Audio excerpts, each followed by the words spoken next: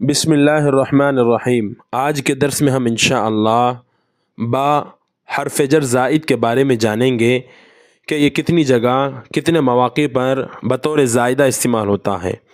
اگر ہم یہ جان لیں گے تو اس کا فائدہ یہ ہوگا کہ ہم فوراً معلوم کر لیں گے یہ با اس جگہ بطور زائدہ آیا ہے، نہ اس کے کچھ معنی ہوتے ہیں اور نہ ہی اس کو کسی کا متعلق بنایا جاتا ہے، صرف تاکید کے لیے آتا ہے۔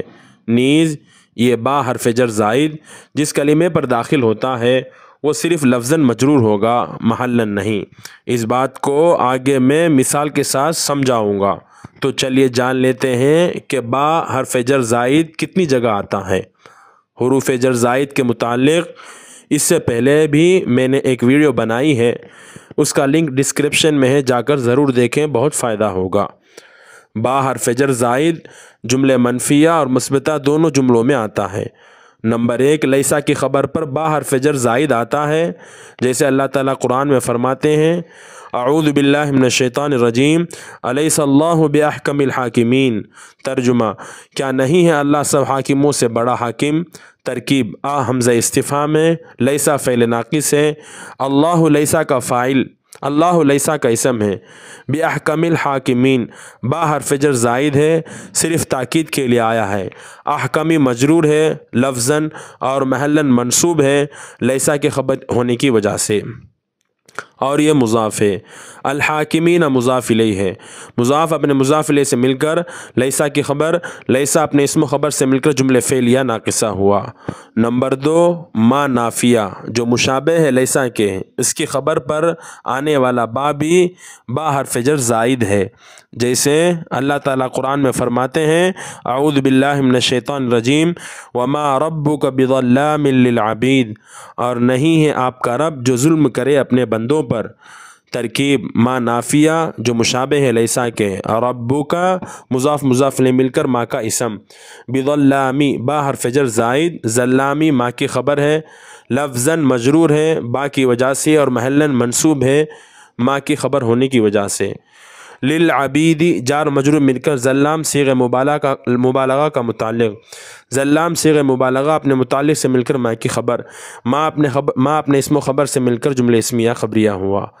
نمبر 3، فعل کفا کے فاعل پر جو با آتا ہے وہ بھی با حرف جر زائد کہلائے گا، جیسے اللہ تعالیٰ قرآن میں فرماتے ہیں وَكَفَى بِاللَّهِ شَهِيدًا، اور کافی ہے اللہ سامنے دیکھنے والا، یا اللہ کافی ہے گواہ ہونے کے اعتبار سے۔ ترکیب، واو حرف عطف، کفا فعل ماضی، باللہ با حرف جر زائد، اللہ کفا کا فاعل ہے، لفظاً مجرور ہے اور محلاً مرفوع ہے فعل کفا کا فاعل ہونے کی وجہ سے۔ شہیداً اس کو ترکیب میں تمیز بھی بنا سکتے ہیں اور حال بھی بنا سکتے ہیں۔ اللہ ممیز ہوگا شہیداً کو تمیز بنانے کی صورت میں، اور اللہ ذوالحال ہوگا شہیداً کو حال بنانے کی صورت میں۔ بہرحال ممیز اپنی تمیز یا ذوالحال اپنے حال سے مل کر کفا کا فاعل، کفا فعل اپنے فاعل سے مل کر جملے فعلیہ خبریہ ہوا۔